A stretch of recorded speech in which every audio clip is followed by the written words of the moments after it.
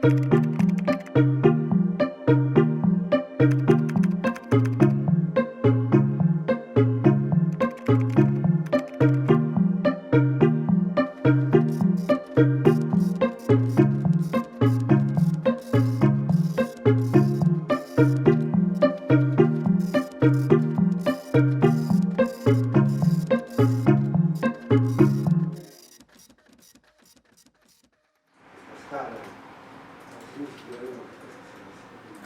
esta oficina está en escala. Están buscando algo, están mirando como un terreno. Tengo miedo, aquí tengo una de mí. A veces me pongo la de 200. Ese es mi papá, que es arquitecto y es el primer diseñador gráfico, la primera oficina de diseño gráfico según de Colombia. No, en un estudio de diseño gráfico, ahí viene David Consuegra, que también es profesor. En el sentido del dibujo, por ejemplo, para mí dibujar había como dos momentos importantes. Uno es el dibujo que uno hace en una hoja en blanco, que está pensando atrás del dibujo. El dibujo tiene alma en la medida en que sirva para pensar. Si no es un dibujo ilustrativo un poco vacío, que a mí no me interesaba. Un poco yo no, siempre que dibujo no estoy dibujando la realidad, sino cosas más bien que uno piensa, que uno sueña, que uno está buscando. El dibujo es una herramienta como escribir para buscar algo, pues. Las maquetas, pues un poco lo mismo, era que yo tenía que hacer unas maquetas muy cuidadosas en la universidad, cortando, pintando, lijando. Y yo pues fui yendo y he trabajado mucho con maquetas de papel bond que se hacen rápido, que alguien las dice que chambonada, pero es porque ahí hay una idea y hay un pensamiento, no están cargadas de otra cosa distinta, una maqueta que representa el espacio y que está a escala. Y a veces ni siquiera las maquetas que se hacen en esta oficina están a escala, están buscando algo, están mirando cómo un terreno se puede plegar, doblar, excavar, como un edificio también puede aterrizar en el terreno, y es un edificio extraño y construye un lugar distinto al que hay ahí. Tal vez cuando yo ya salgo de graduado de arquitecto, empiezo con un interés fuerte por el arte. Tengo un hermano que es herrero, pero estudió 5 años de herrería y estudió 5 años de escultura en una escuela en Bruselas, y que tengo una conversación permanente con él, y entonces pues también se fortaleció ese interés por el arte.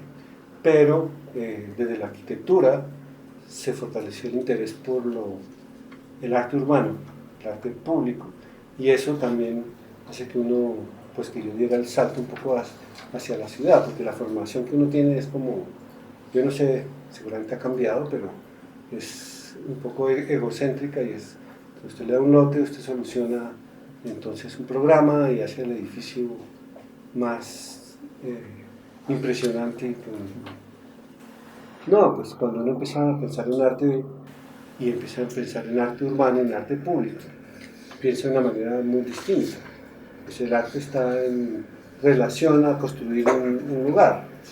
No es que surja del lugar, sino que construye unas distintas relaciones. Y el arte, pues, tiene condiciones en donde, en un momento dado, por ejemplo, hay unos artistas que uno podría llamar modernos, que se ganaron un espacio importante en la ciudad y para poner piezas. Ponen piezas, un poco como poner un florero muy bonito, muy bien hecho, muy bien compuesto, y se pone en la ciudad. Creo que el arte ahora es otra cosa. La idea es que la ciudad se puede intervenir, la idea es que la ciudad tiene tiempos y se puede intervenir temporalmente o se puede intervenir cíclicamente, y yo creo que el arte reflexiona sobre la ciudad misma. Sí, seguramente el problema es cómo aparecen al tiempo. De todas maneras, decir que uno es un artista, pues a mí me suena pretencioso. Yo he hecho cosas de arte, pero en general como arquitecto, no como artista en sí mismo.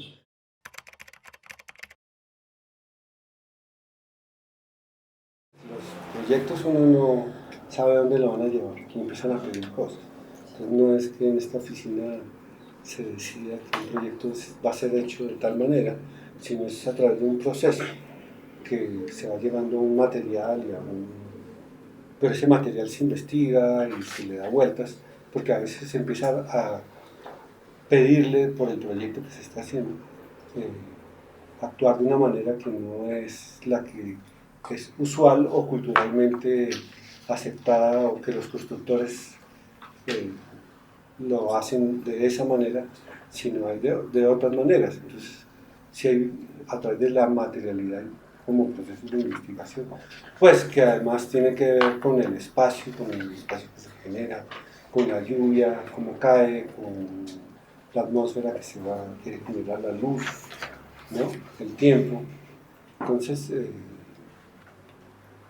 pues el tema del material, pues yo creo que es otra vez tan amplio como uno quiera, y depende del proyecto que uno esté construyendo y de las relaciones, es también totalmente incierto. Podría ser un proyecto de ladrillo o de piedra. He trabajado mucho en concreto, pero es por circunstancias, no es necesariamente que sea solo de interés en concreto. Yo como arquitecto, como decía, a mí me gustaría trabajar en muchos campos y que ojalá nunca me clasificaran en uno.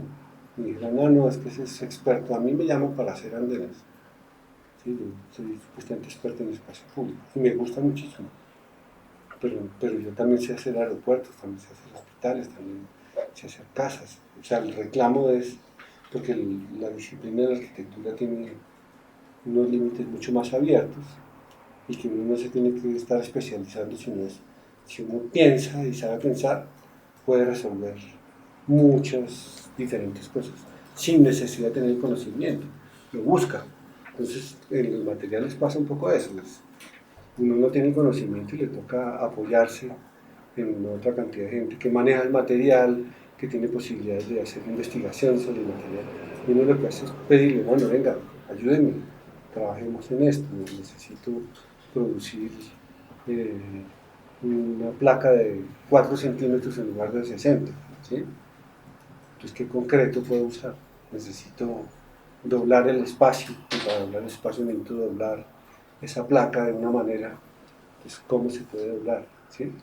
Eh, o un ladrillo, ¿cómo lo dispongo para poder construir también un espacio más sinuoso y no un enchape de una fachada? ¿Sí? O bueno, también podría uno llegar a explorar dentro de lo que ya se usa normalmente. Entonces, venga, yo aprendo, eso también se aprende. Se aprende de lo popular también, ¿no? Entonces, cómo usan los materiales, pues, las personas que tienen acceso más directo al material, pero más dificultades económicas, cómo lo usan, pues se aprende también.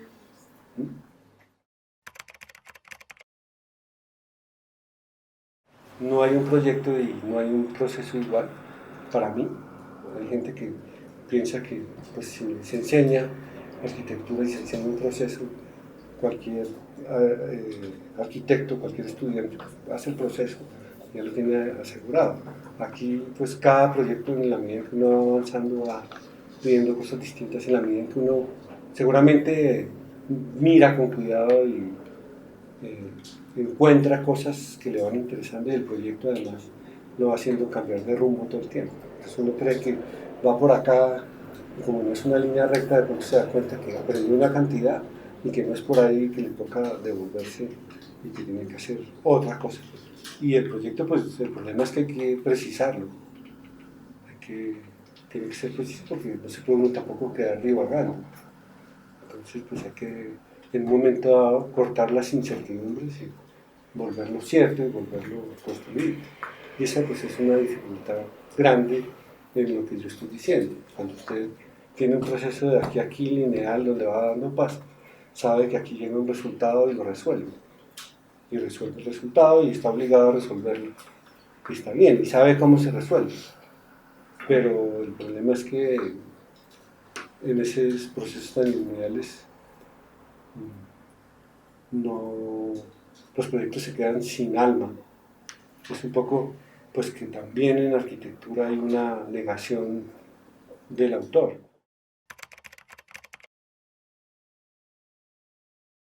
Enseñanza en arquitectura es la idea de producir un proyecto que dura mucho en el tiempo. O sea, la idea de lo efímero a veces en la enseñanza no existe del todo. Y además lo que nos enseñan es a proteger el edificio. El edificio pues se supone que tiene que estar muy bien mantenido, y muy bien mantenido significa que tiene que estar impoluto, y impoluto quiere decir que el agua no le hace daño, y entonces uno está protegiendo todo el tiempo las fachadas, y hay cornisas, hay alfajías, hay cantidad de elementos pues, con goteros que hace que el agua no recorra el edificio. Y un poco a mí me interesa que el edificio, además que no necesariamente y en general los que hacemos acá no es que surjan de las variables de un lugar, sí me interesa que se fundan en el lugar. Entonces me interesa el tema de los materiales que se deterioran y tal vez el concreto en ese sentido es bien interesante. Al final el concreto es una piedra artificial porque pues, se deja moldear, pero es una piedra. Y cuando uno coge una piedra está llena de manchas, de mugre, de líquenes, de musgos, de pátina del tiempo. El tiempo se le ve a las piedras y el tiempo a mí me interesa que se le vea a los edificios. El edificio no tiene un día 1 que es igual al día 50.000, sino tiene un día 1, 2, 3, 4, 5, 6. ¿Sí? Pasan muchas cosas. Pues que hay dificultades y es precisamente que cuando llega alguien y dice, uy, ese edificio está muy feo, está todo manchado, hay que pintarlo, entonces cogen un concreto y le echan gris basalto y acaban con el tema de la pátina del paso del tiempo. Porque la visión es, ese edificio es horrible, ¿cómo lo van a dejar manchar así? Y de hecho, pues un arquitecto más convencional mira los edificios que nosotros a veces dicen, oiga, ¿por qué no le puso una alfajía? Se le está manchando. Y nosotros, por ejemplo, verificamos y muchas veces hacemos que el edificio, el agua que cae sale por unas ranuras que tiene el muro y el muro empieza a manchar con un ritmo determinado. O en un muro de contención hay una agua con óxido que mancha el muro de contención y pues alguien lo quiere lavar, lo quiere limpiar y no. La vegetación, por ejemplo, tiene clorofila que mancha los muros de verde y eso la idea es que manche. La vegetación se sube por los muros cuando además tienen más materia orgánica. Esto ese mugre que cae del agua pues también sirve para alimentar la vegetación y pues y muchas veces el agua del techo al muro pues tiene un canal que recoge, ¿sí?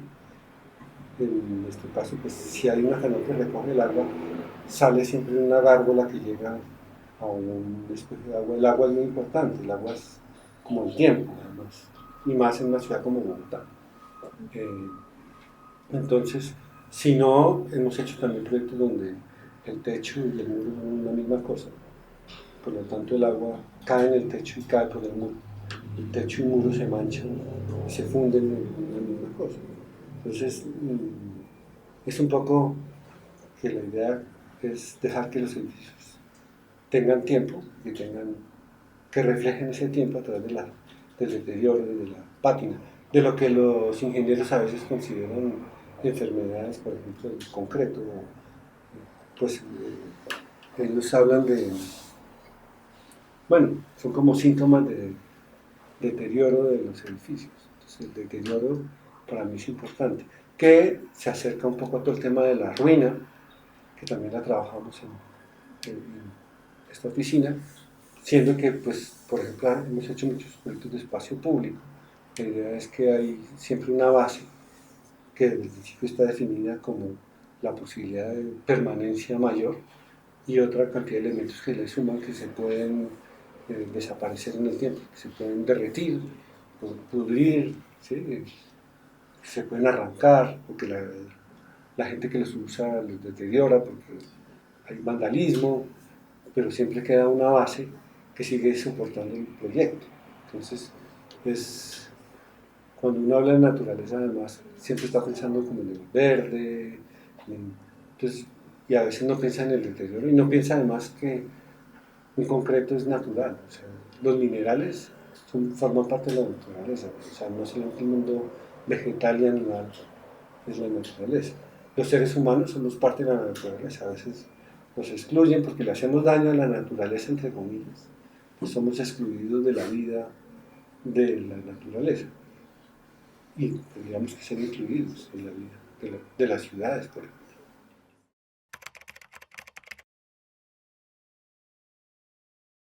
No, pues yo creo que todo el tema de la historia, ¿sí?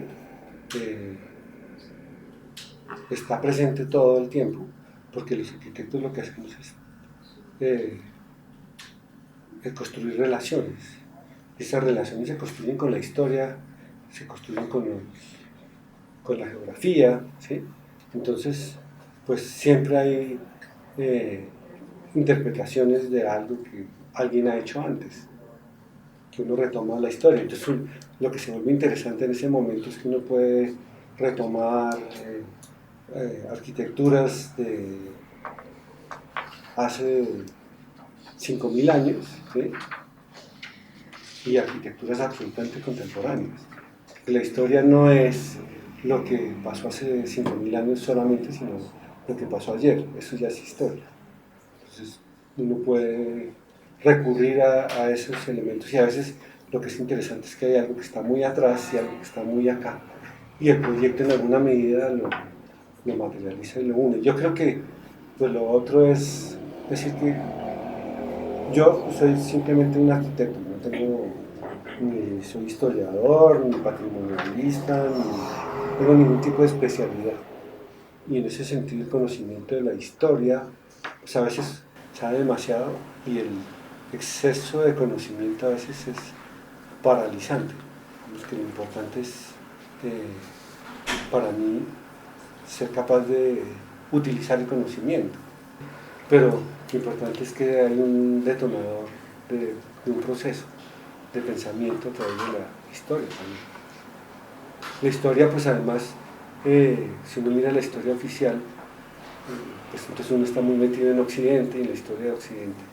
Pero cuando usted mira, la historia también está compuesta de hechos cotidianos. Entonces, cuando uno viaja, y eso es parte de los viajes que yo decía que hacía con mi familia, usted empieza a ver lo popular, entonces empieza a ver cómo se construye una casa en tapia pisada y ve a un campesino construyéndola. Y yo creo que eso también es historia. Y de pronto va al barrio popular en Bogotá y ve que hay rondos por todos lados y rejas en forma de telarañas. Entonces lo popular es historia también, es historia acumulada que se utiliza. La historia no es solamente decir, es que yo sé mucho de Walter Gropius y Le Corbusier o del Partenón, ¿sí? Eso también forma parte, pero es que la mirada es más amplia que eso, a la historia.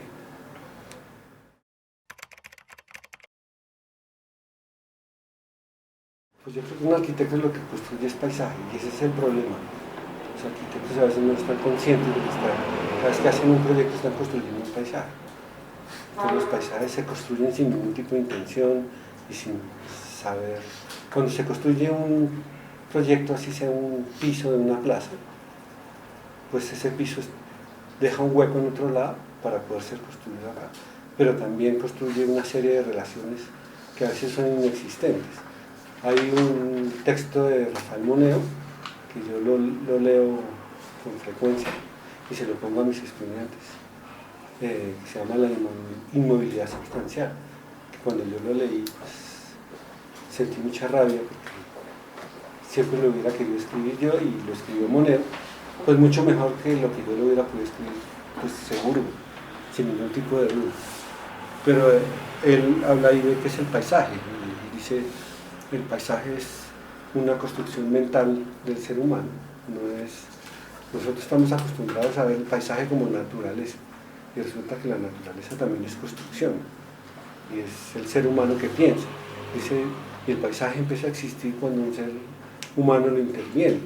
Intervenir el paisaje no es necesariamente producir algo dentro de él, sino con solo el hecho de mirarlo y recorrerlo con la mirada y conocerlo, el paisaje se está interviniendo y se está construyendo porque se está construyendo en la cabeza de alguien. Entonces, un poco es esa conciencia de cuando uno construye un proyecto, ese proyecto está en relación a muchas otras cosas y puede cambiar las relaciones, eso es lo importante, la posibilidad que tenemos de construir relaciones que no necesariamente están ahí.